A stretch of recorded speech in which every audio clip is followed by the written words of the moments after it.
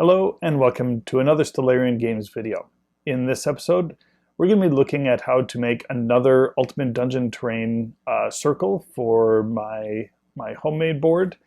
And this one, I decided to go with a little bit different theme. This one, we're going to do a lava theme. So this side is basically a lake of lava.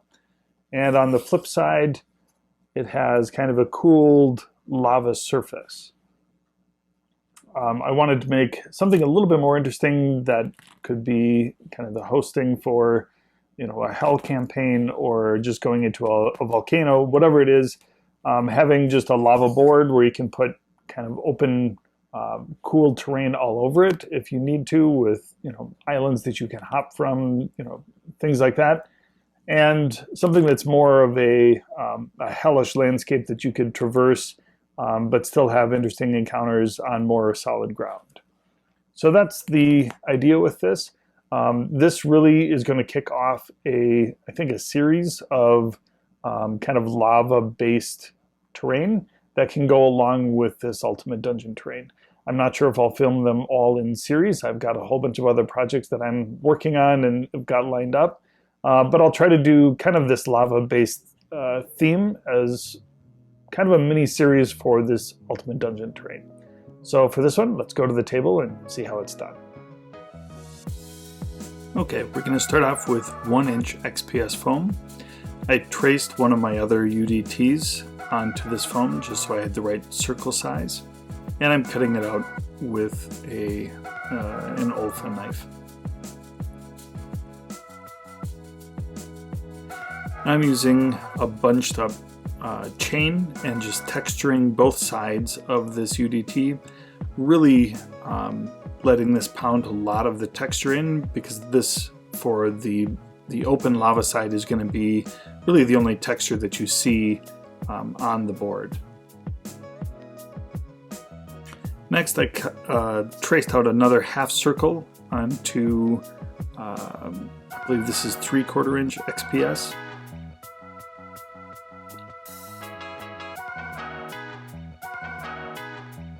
And then I decided to cut it into segments that I could work with a little bit more easily. I'm using a large kitchen knife and just trying to chop through the middle of these segments. And it ended up tearing a bit of the styrofoam, which ended up being a really good thing for the texture of what I was looking for. I don't know how you would replicate it. It just kind of happened to tear the way that I wanted it to. So I repeated that with the other segments as well, and ended up with kind of the full circle. Now I'm overlapping those segments and kind of cutting in an odd shape so that the two halves would marry together without having kind of a smooth line down the middle.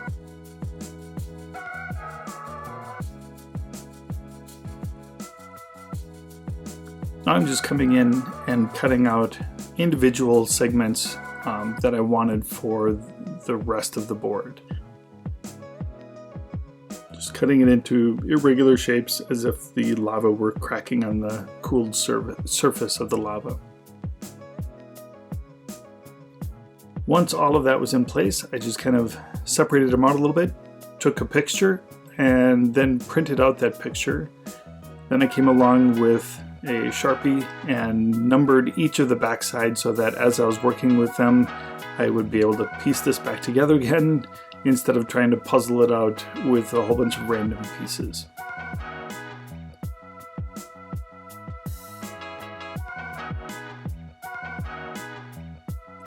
Next, I'm using just my fingers and trying to clean up some of the extra texture, and using a knife to just bevel the edges just slightly so that it didn't have such a clean cut look.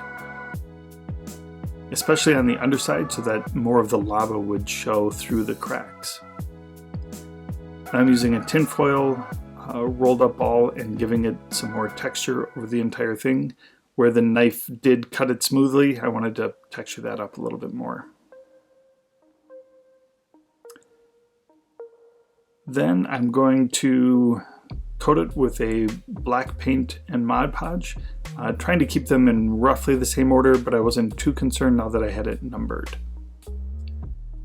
And this is the first time using white paint in Mod Podge. I wanted to give the undercoat a nice white color for the spray paint.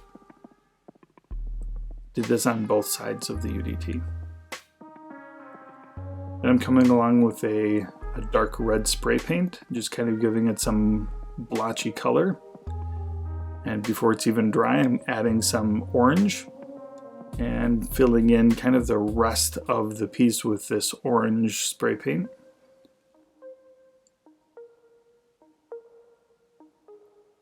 Next, I'm going to use kind of a golden sun yellow to add some splotchy yellowness to it.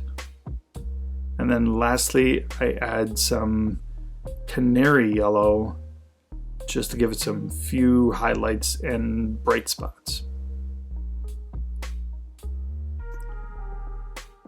Then I'm using hot glue gun to glue on those painted segments onto one side of the UDT. Using my paper map to make sure that I got it all in the right order and the right shape. That ended up leaving a little bit of an overlap, which I'm just trimming off with a knife.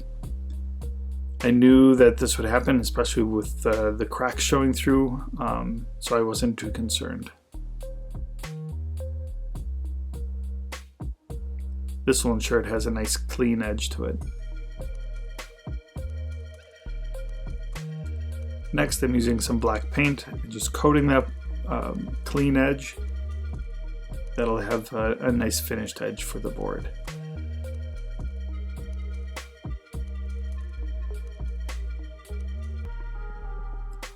I'm taking some gray and doing a very light dry brush just to pick out some of the texture and detail of it.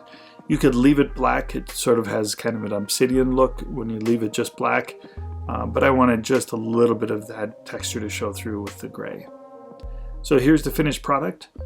I did end up coating the lava side with a coat of Mod Podge just to protect it, and I think that's probably wise because there's really nothing else on that side.